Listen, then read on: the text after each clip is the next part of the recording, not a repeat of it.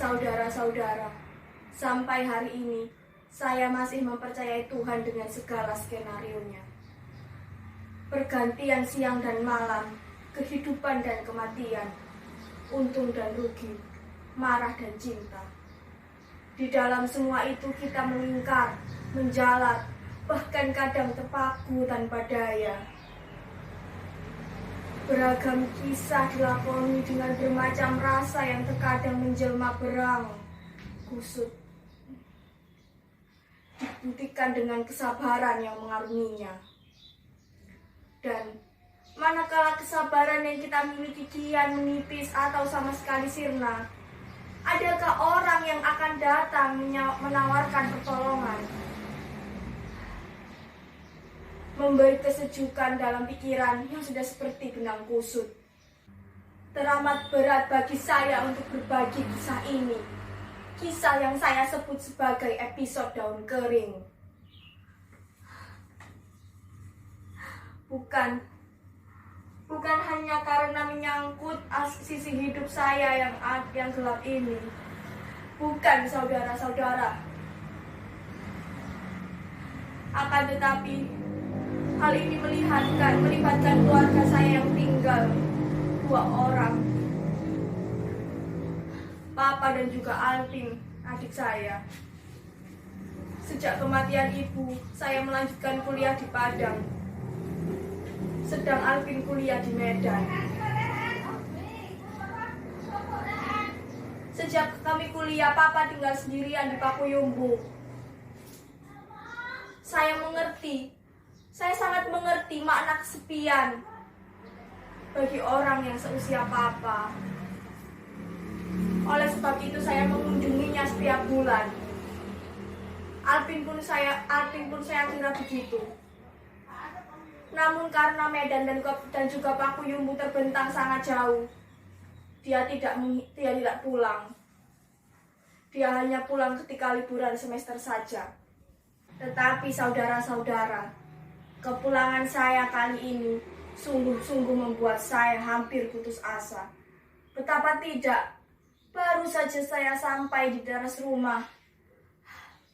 Tiba-tiba saya mendengar suara teriakan, "Tidak!" yang sangat begitu keras. Saya yakin itu adalah suara Papa.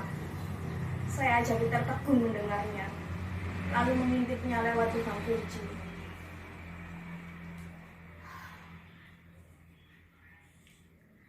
Saudara-saudara, lalu apa yang saya lihat? Sungguh di luar dugaan. Saya menyaksikan Papa berdiri di samping.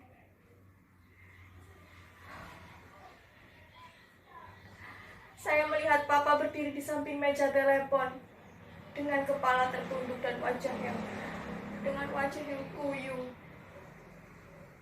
Ia sempoyongan, saudara-saudara.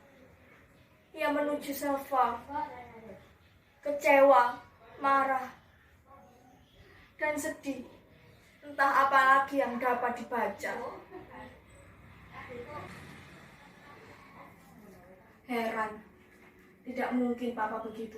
Tidak mungkin. Papa saya bukan lelaki yang rapuh. Ia lelaki paling tegar yang pernah saya kenal. Ia cerdas meski terkadang sangat egois. Masih sangat jelas teringat dalam ingatan saya ketika ia berburu babi. Sedang olahraga pasti sendirian. Waktu itu Papa duduk di sofa. Ia membaca koran, terlihat santai.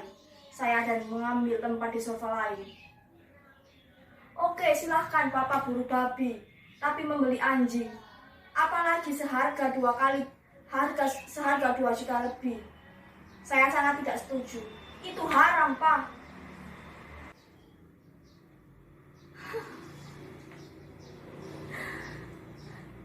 Jika tidak dibeli, Papa dapat anjing dari mana? Mana ada anjing kurap yang bisa berburu babi? Atau anjing jadi yang dibagi-bagi secara gratis?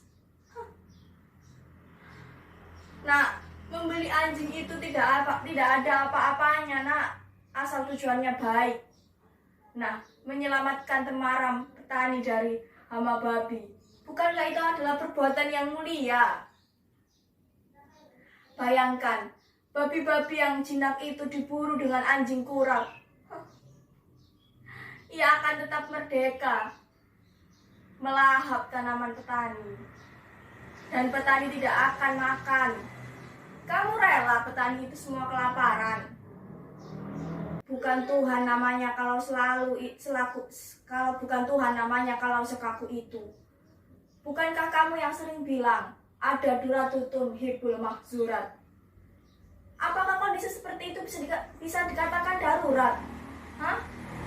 Menurutmu keselamatan manusia bukan ukuran darurat? Anjing adalah anjing, babi adalah babi. Najis tetap najis dan haram tetap haram. Tuhan itu cerdas, nak. Ia tidak akan ciptakan tanah kalau memang kita dilarang menyentuh benda bernajis.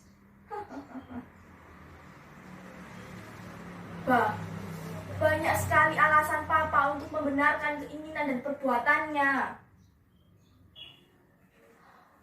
Nah, saudara-saudara, bukankah apa yang saya saksikan di rumah tadi tidak masuk akal? Seseorang yang selama ini tegar, tertunduk, lesu, dan kuyu. Ia tidak masuk akal. Ini sama sekali tidak masuk akal, saudara-saudara. Apalagi setelah itu saya lihat Papa menangis. Menangis, iya. Papa saya menangis.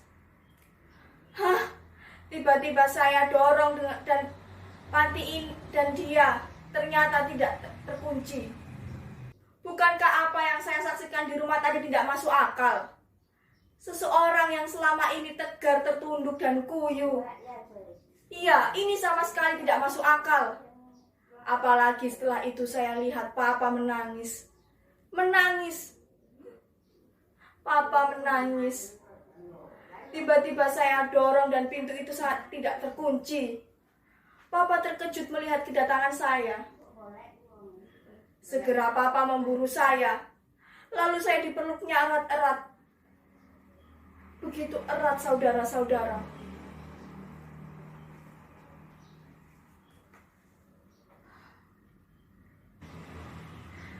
Dalam pelukan Papa saya, tangis Papa saya tiba-tiba tumpah. Saya jadi kikuk. Setelah agak lama, Papa saya ajak duduk. Papa masih menangis terisak-isak. Saya tinggalkan Papa di sofa dan mengambil segelas air untuknya. Papa menangis. Sungguh tidak masuk akal. Sampai malam itu, saya masih menganggap Papa adalah sosok yang tegar, tidak rapuh, apalagi cengeng. Saya punya banyak alasan untuk menganggap sesuatu seperti ini. Pernah suatu ketika, saya mengiseng mengikuti Papa berburu babi. Maksud saya, untuk menemukan sebuah titik lemahnya dia.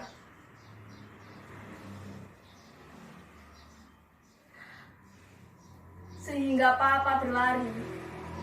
Dia membeli seekor anjing, saudara-saudara, yang konon ia datangkan dari Jawa. Tetapi saudara-saudara, yang saya temukan bukan merupakan titik lemah, melainkan sebuah noda hitam. Noda hitam tersebut dicapkan kepada Papa. Saya tidak tahu bagaimana mengatakan bagian ini. Papa ternyata adalah seorang kriminal. Dia di dalam hutan itu menanam sebuah ganja. Saya sangat tidak percaya. Ternyata berburu babi adalah kedok untuk bisa menipu saya. Ketika itu saya ingin berlari ke tempat yang bernama dan entah di mana. Tapi saya bingung. Darah muda saya berkata lain. Lawan, Iya, saya harus melawan. Saya ambil beberapa helai daun jahanam yang tengah dijemur oleh anak buah papa. Untuk kemudian saya linting dan akhirnya saya mencari papa. Saya melihat papa sedang merunduk kesakitan. Katanya ia habis diseruduk babi. Ia hanya merintih, tidak menangis. Rasa iba menjalar di hati saya kepada papa. Namun rasa benci saya kepada papa kembali meraung. Tiba-tiba saja rasa iba di dalam hati saya terhalang oleh rasa benci saya kepada papa. Seperti tidak terjadi apa-apa, saya menyalakan lintingan tadi, menghisapnya dalam-dalam dan menghembuskan asapnya ke arah papa. Papa kemudian mencari-cari bau. Setelah itu berdiri dan mengayunkan tamparan keras di pipi saya. Buang! Buang kataku! Aku menanam ganja-ganja itu bukan untuk anak-anakku, melainkan untuk anak-anak orang lain. Aku hanya butuh uang untuk anak-anakku.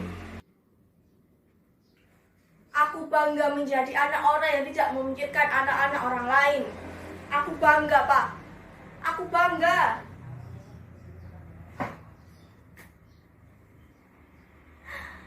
Aku bangga, Pak. Saudara, sekarang papa saya menangis terisak-isak. Betul-betul tidak masuk akal. Saya lalu menaruh segelas air putih di atas meja dan mempersilahkan papa untuk meminumnya. Tetapi tetap saja, papa terisak-isak dengan tangisannya. Tiba-tiba papa menyebut-nyebut nama Alpin. Tentu saja saya terkesiap olehnya. Saya heran, mengapa papa menyebut nama Alpin? Alpin? Ada apa dengannya? Saya benar-benar bingung, saudara-saudara. Heran saya, mengapa papa terus menyebut nama Alpin? Saudara-saudara, ternyata yang menyebabkan papa saya menangis terisak-isak adalah karena Alpin. Alpin adik saya. Ia ternyata ditahan oleh polisi. Alpin tertangkap basah menghisap sebuah daun jahanam itu. Daun yang ditanam orang lain, yang tidak rela anaknya sendiri untuk hisap. Papa saya sendiri telah saya putuskan untuk tidak menemui papa lagi. Bahkan mungkin di hari pemakamannya kelak, saya tidak akan hadir. Saya tidak bisa memaafkannya. Saya tidak bisa memberinya maaf. Saya tidak bisa. Tetapi entahlah. Mungkin suatu ketika nanti saya akan bisa.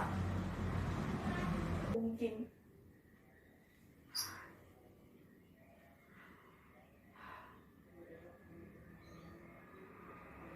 Mungkin karena saat itu saya masih mempercayai Tuhan. Saya masih mempercayai Tuhan dan segala skenario yang telah dibuat Tuhan untuk saya.